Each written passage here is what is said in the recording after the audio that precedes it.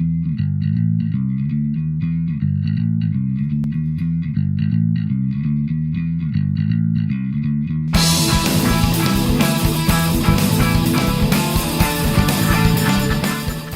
and welcome to another Beer Clipper video. In this video I will be assembling the EBMA storage kit for pipes. I think that's what they've called it. I will pop a link in the description below if you want to pick it up, showing you how to make it and showing you how I've used it. So I hope this is useful. It's just a bit of an informational video really. Pretty specific. If you're looking to tidy up a lot of things off of your bench, you might find this useful. Thanks for watching. Pop a comment below if you've got anything to add, if you've ever bought from them before or have got any other recommendations. I always love to hear from them, and I always will reply to all of your comments. So without any further ado, enjoy the video. I've just been onto the website, as it says, and downloaded and printed out the instructions for this rod, tube and wire storage, and I got stuck in before I remembered I was going to be filming this. So all I've done is I've put the magnets in from the burnt side, as it suggests, for the side panels. What I'm also doing is over here I'm starting to sort out all the pieces so that I can easily place my hands on them. I've got a little bit of time now. I may not get this all built immediately this evening. Be nice to, because I want to organise all of my stuff. But yeah, I'm just going to crack on as much as I can, and I will bring you along for each of the stages as I do it. But first of all, what I'm going to do is organise everything, and I have 2 more magnets which need to go into the base, and when I find the base I'll insert those, and then when I start to gluing and assembling, then I will bring you back. But first of all, first step was organise everything, identify all the parts. So all my parts are organised roughly, and what I've got now is I've got to step 2, which is pushing magnets in is step 1. So place the middle support into the base, and what it also says, and this is very important for pretty much every MDF kit that you do, is to dry fit and just make sure that as you're going you know basically what's going on. And yeah, so I'm going to do some dry fitting. I'm going to go a few steps along, and then what I'll do is I'll stop and I'll apply the glue, and then I'll bring you back. So that's how we're going to organise it. So it says for step 2, put the rear onto the base. So it's saying about gluing it, but I'm going to continue to dry fit just so that I can move forwards, and hopefully it will be it will work quite nicely. Glue the right hand side on. The right hand side has a horizontal slot in the front face. There we are. Very nice instructions. You've got a horizontal slot. That's the right hand side. And just to say, I've put together these EBMA kits, and I've always been impressed. So if you are looking at buying stuff, and I have a few more actually of their MDF kits that I haven't yet used for making model planes, which I will, when I come to them, I'll show off obviously on the channel. And then it says to put the left side on. So we're doing pretty good here. We're flying pretty much. I use PVA, so I just wood glue to glue MDF together, and it works very well. I know you can use super glue, but knock it all over. But in this case, I think wood glue is probably the best. Right, that is evidence that what I need to do now is glue this together before I try and do the next step. So I'm going to use some PVA glue, paint it very, very thinly just on all of the contact points. So just along here, down the sides of these tabs as well, and along here.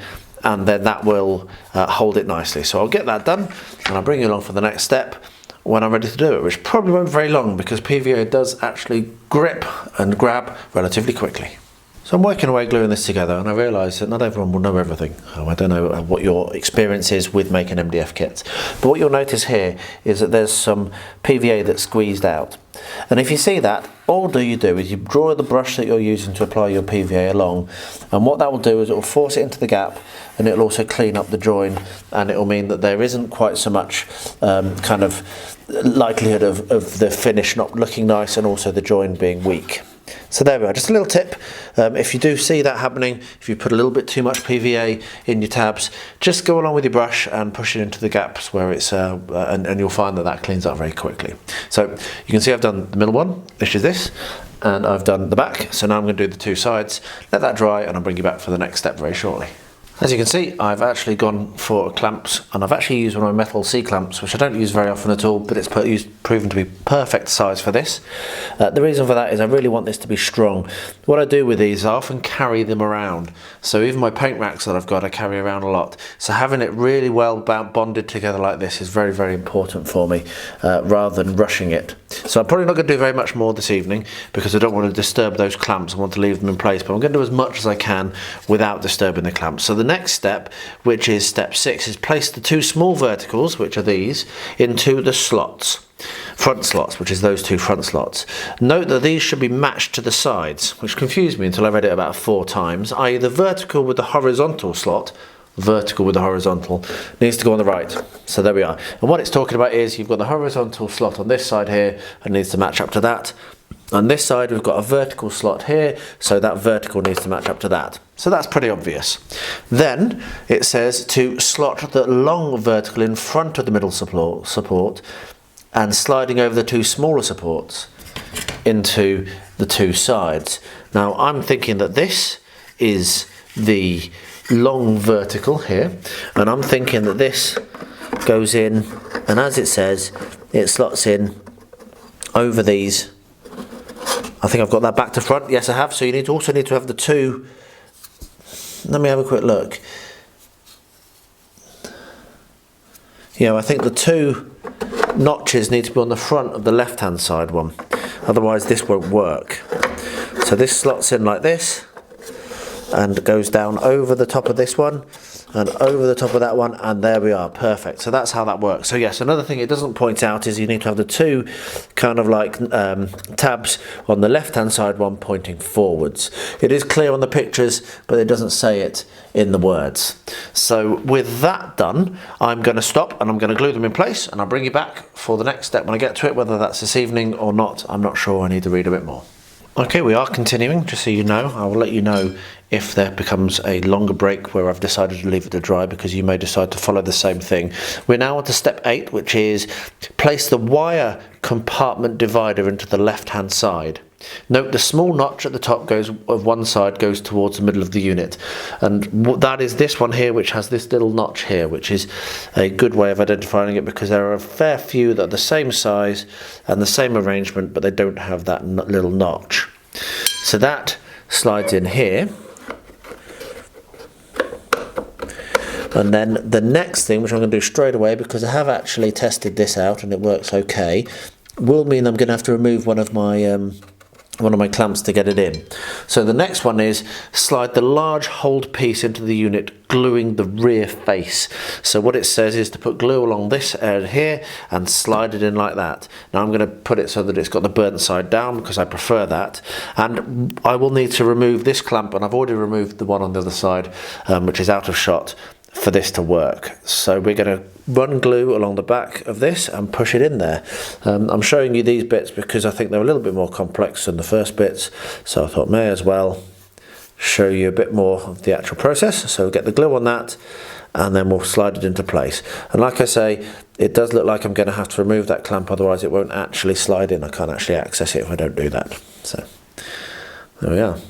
This is going together very well, like all their kits do, to be honest.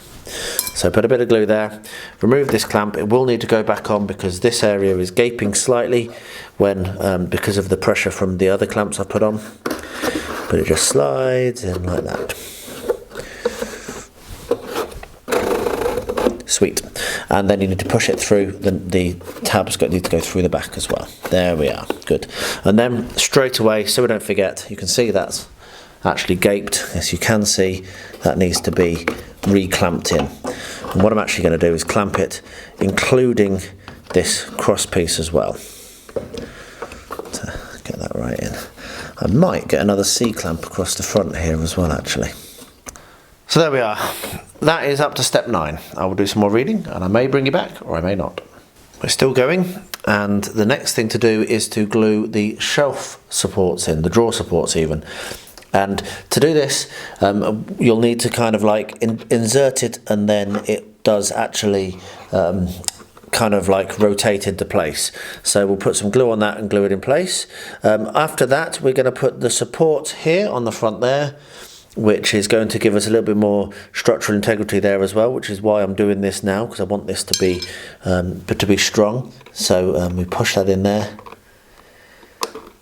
and it slots into place like so. So this then goes on the front here. There's 2 of those drawer supports, but I'll do the other one off camera.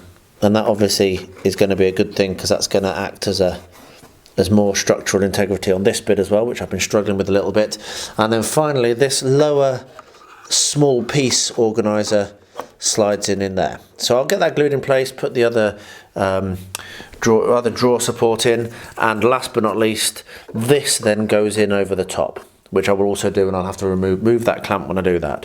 So I'll do all those sections, and then I'll have a look at the instructions again, and we'll see whether we can keep going. It's looking like I might be able to do this all in one go, but famous last words, it would be nice to. Still going on the same evening. So now what we do is we glue the intermediate length holder into place. Now the intermediate length holder goes on here, like so. So what we're going to do is pop a little bit of glue along the tops of these uprights, and then slot that in place. And then the last section for the main part of this build is the next one. So it's all been done, and it's not taken me very long at all. And this is what I've found with these EBMA kits. They really are well thought out. And the instructions, other than that one where it wasn't 100% clear that you needed to have the notches at the front, but the pictures did, but the words didn't have it. Other than that, this has been very easy, as well as all the others.